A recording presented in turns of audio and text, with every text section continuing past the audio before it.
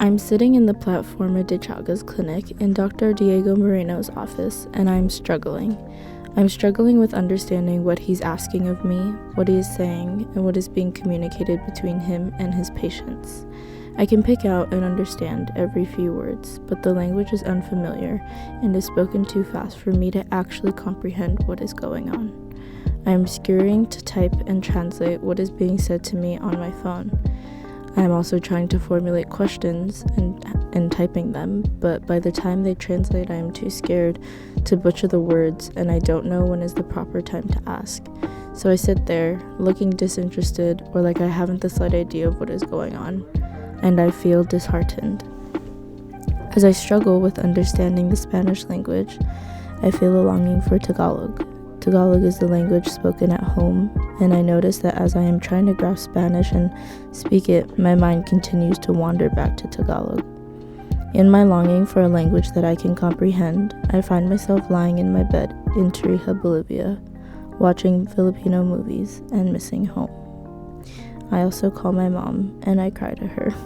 The effects of the language barrier creates a feeling of uneasiness in being abroad and away from the familiar, and I feel homesick. I decide, though, that I need to take control in order to not let this uneasiness hinder my ability to get the most out of my experience. I then put in a greater effort to actively learn as much Spanish as I can, as it would allow me to not only better communicate, but it would allow me to fully learn and to enjoy this opportunity. And in my struggle with the language barrier and in pushing myself to learn Spanish, I felt like I was learning more about my parents' struggle when they immigrated to the United States almost 20 years ago.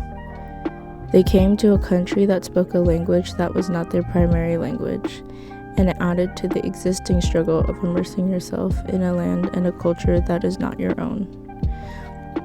I now have more insight on what they struggled with and in their efforts to assimilate.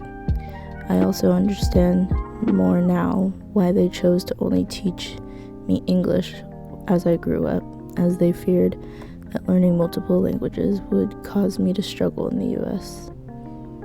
I feel a sort of ache for them and what they endured, now knowing how hard it must have been by experiencing it firsthand. But I also feel as if it adds to the testament of how strong-willed and resilient a lot of immigrants are, including my parents.